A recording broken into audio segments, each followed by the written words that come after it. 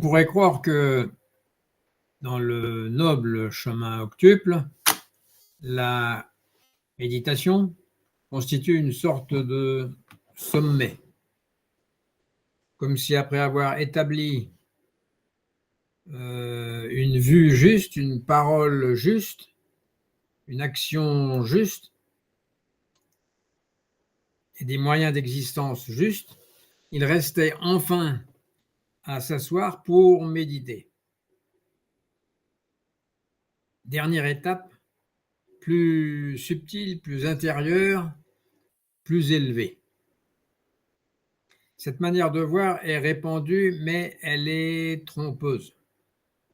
Elle installe l'idée que la méditation serait un outil parmi d'autres, plus raffiné, permettant d'aller plus loin ou plus profond.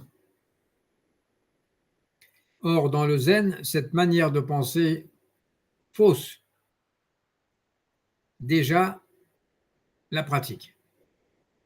La pratique est faussée par cette façon de penser.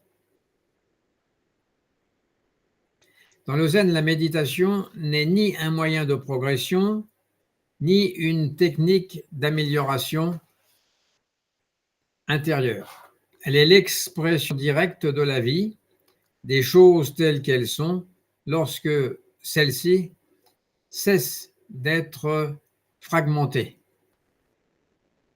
c'est-à-dire dispersées entre différents domaines de l'existence. Et c'est précisément pour éviter cette confusion qu'il devient utile, non par goût des distinctions intellectuelles ou par souci d'érudition, mais pour une raison très pratique.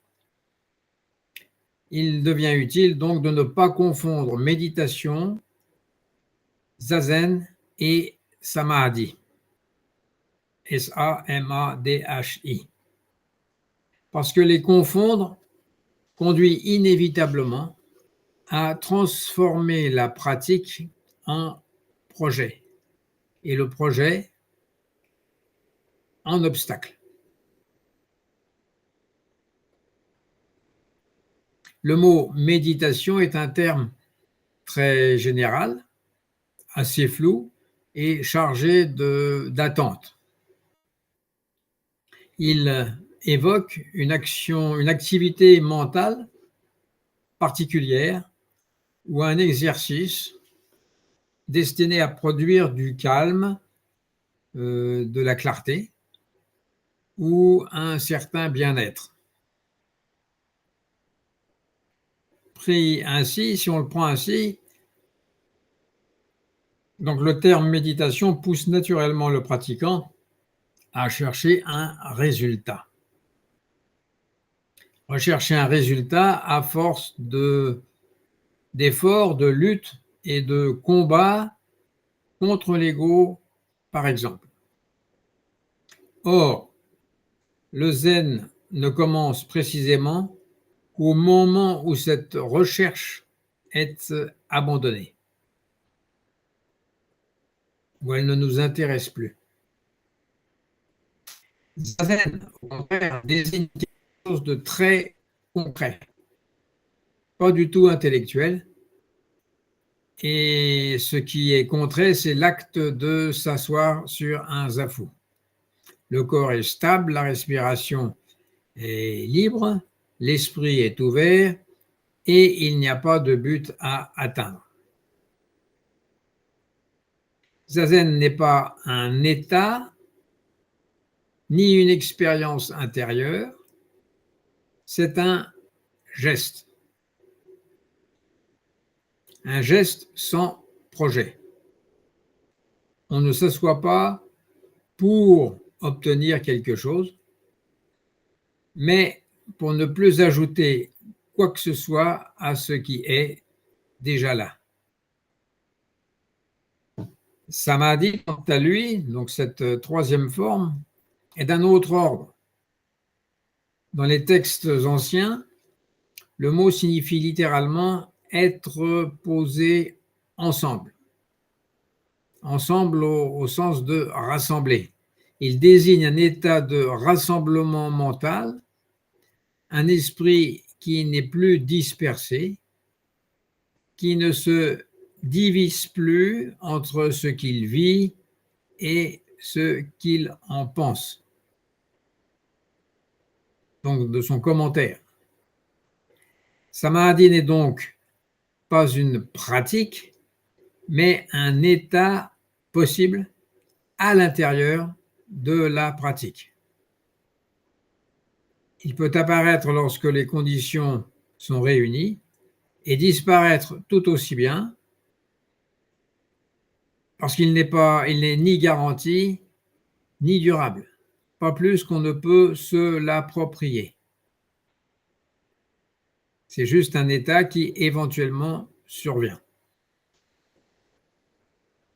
Et donc distinguer zazen et samadhi est essentiel pour une raison simple. Dès que l'on confond les deux, on commence à pratiquer zazen pour produire le samadhi. Et à cet instant précis, on a déjà quitté zazen. C'est pourquoi il faut bien comprendre la différence entre les deux. Zazen est la cause sans intention. Samadhi est l'effet quand il n'y a plus de propriétaire. Lorsque l'on cherche le samadhi, on réintroduit l'effort, l'impatience, l'attente et l'évaluation. Lorsque l'on pratique zazen sans ambition, alors samadhi peut apparaître ou non. Et cela n'a aucune importance. Mais il est vrai qu'on mélange un peu les deux tant ils sont bien assortis.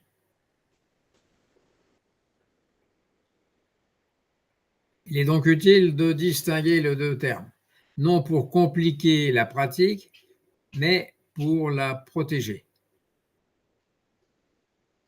Les confondre, c'est risquer de transformer le zen en une méthode de développement personnel, subtile, où l'on cherche des états de plus en plus raffinés. Et les distinguer, c'est préserver le cœur même de la voix. On ne mélange pas tout.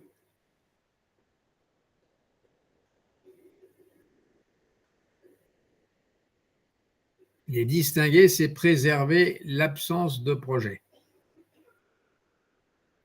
Le mot zen lui-même mérite d'être éclairci. Il ne désigne ni une école ésotérique, ni un état particulier de conscience. Il est issu du sanskrit dhyana, qui signifie simplement méditation, au sens de présence continue.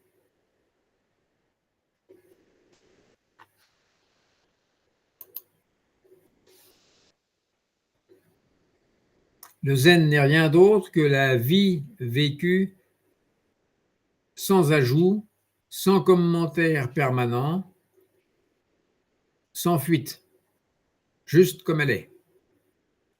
Et il s'oppose à notre mode habituel d'existence qui est une forme d'absence continue. Toujours en train d'anticiper ou de regretter ou de juger. Ainsi, zen et samadhi ne sont pas des degrés dans une hiérarchie spirituelle. Le zen ne mène pas au samadhi. Le samadhi n'est pas une forme plus haute du zen.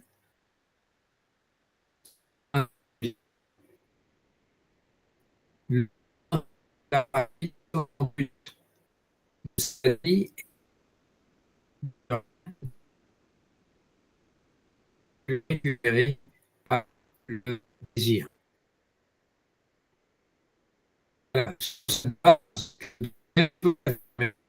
Que zazen n'est pas un moyen pour atteindre l'éveil ou le samadhi, mais leur expression directe. Lorsque l'esprit cesse de se disperser dans le commentaire, dans la comparaison ou dans l'attente, il est rassemblé. Non par effort, mais par absence de fuite.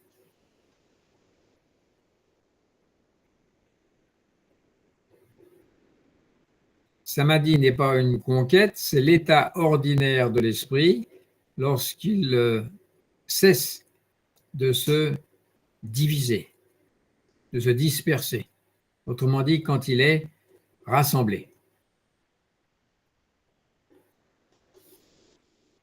Un ancien du Zen disait « La méditation n'est pas ce que tu fais assis, c'est ce qui reste quand tu ne fais plus rien. » Cette phrase peut décevoir parce que beaucoup abordent la méditation avec l'espoir d'obtenir quelque chose comme la paix, comme la clarté ou une certaine transformation intérieure. Mais tant que la méditation est vécue comme un moyen d'obtenir quelque chose, elle reste prise dans la logique du désir. Exactement ce que la voie cherche à éviter ou à dénouer. Et l'histoire de Basso en est l'illustration. On se rappelle que Basso méditait avec ardeur pour devenir un Bouddha. Et son maître s'assied alors à côté de lui et se met à polir une tuile. Et ce koan ne critique pas Zazen, il critique l'intention du pratiquant, du disciple, de devenir quelque chose, en l'occurrence de devenir Bouddha. Il montre que l'éveil n'est pas le résultat d'un polissage, même spirituel, mais tant que la pratique est habitée par un projet, elle reste une fabrication de plus.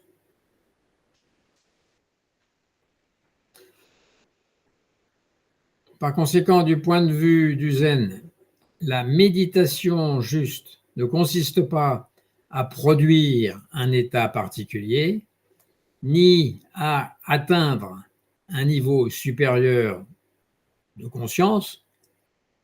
Elle consiste à laisser apparaître la réalité telle qu'elle est, sans la déformer, sans la corriger, sans la commenter et sans chercher à l'améliorer.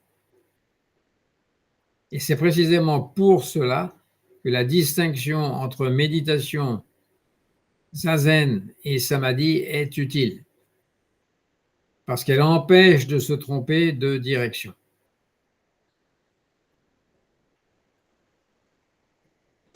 En cette période de Noël où l'on parle de lumière et de renouveau, le zen parlerait plutôt de désencombrement. Méditer, ce n'est pas ajouter une lumière, mais laisser tomber ce qui encombre, ce qui gêne, ce qui voile. Moins d'idées, moins de récits, moins de soi.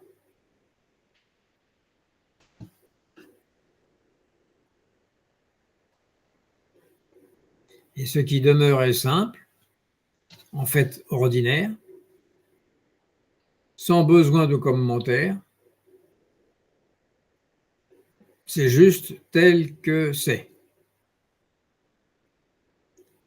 En conclusion, on peut dire que la méditation, au sens large, n'est pas une promesse de lumière dans le futur et à force d'efforts. Elle est l'abandon tranquille de la recherche. Pourquoi? Parce que toute recherche ne présente plus aucun intérêt par rapport à ce qui est. Ce qui est, juste ce qui est, comble parfaitement le pratiquant.